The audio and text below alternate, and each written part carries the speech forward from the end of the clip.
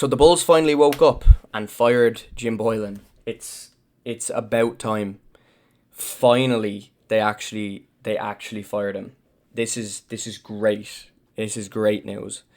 There was speculation over the last couple of weeks about if they would actually fire him or not, and some of the excuses were just.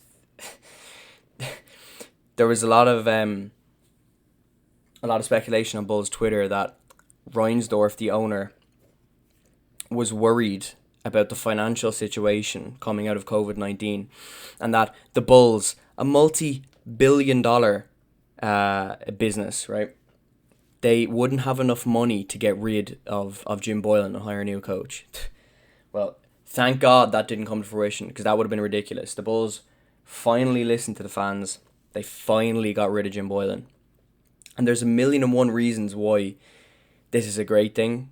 This is a great move. Like, Boylen was literally the worst coach in the league, for a couple of different reasons. Like, he was stubborn. He wouldn't change his lineups, or he wouldn't change his tactics no matter how many times the Bulls lost.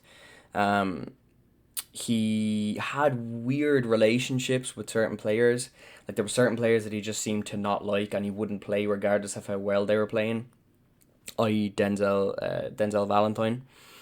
And then he had this weird hard-nosed attitude, this thing of, like, trying to make the Bulls, like, do crazy practices after back-to-back games during the season. Like, he had this old school mindset of, like, running the players into the ground. Like, that's not going to work nowadays. And he didn't get on with his players. Like, Levine and Jim Boylen was, like, the worst player-coach relationship in the NBA. And if you're a coach in the NBA in 2020 and you don't get on with your star player, you're gone. Like, you're gone. So Jim Boylen was terrible, and thank God the Bulls got rid of him. It's about time.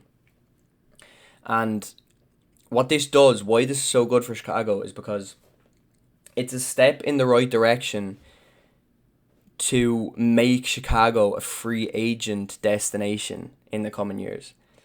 Like, we need to become a team that free agents want to go to. And we should be a team that free agents want to go to, right? We've got a really good history. We've got the greatest player of all time hanging in the rafters, right? Six titles, 6 banners hanging in the rafters, right? We're a big market. We're a huge city. Massive fan base. Like, we should attract free agents, but we haven't in the past, right? Look at the history of the team. We drafted MJ. He wasn't a free agent. We drafted Pippen. He wasn't a free agent. Look at recent years. Look at the best players that the Bulls have had over the last decade or so. Derrick Rose, he was drafted. He wasn't a free agent. Jimmy Butler, he was drafted. He wasn't a free agent. Like, all the Bulls' best players have been drafted. We don't attract any free agents.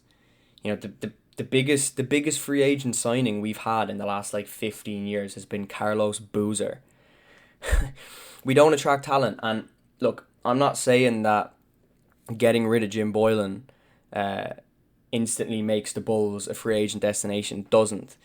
Like, everyone knows, especially after the Last Dance, everybody knows that the Bulls organization, the front office, is shaky at best. So, it just because you fire Jim Boylen and maybe hire a competent coach, it doesn't mean that it solves all the Bulls' problems in terms of attracting free agents. But it certainly helps, and it's a step in the right direction, and it's something that needed to happen. So, thank God Boylen's gone. In terms of his replacements, there's a couple names getting thrown out there. I don't know, what to believe. And pretty much every name that I saw, I would give a chance. Just no Mark Jackson. Please, no Mark Jackson. I saw that in a few places. Surely that's a troll. Okay? Just no. Don't do that, please. But pretty much every other name that was thrown out there, I would give a chance. And there's no reason why I wouldn't give him a chance. Because honestly, just about anybody you hire is going to be an improvement over Boylen. But really, the Bulls need to think about this, because the last 2 coaches now have really, really fucked up. And if we want to start building something here proper in Chicago, we need to get a coach. We need to get a competent coach and a good coach.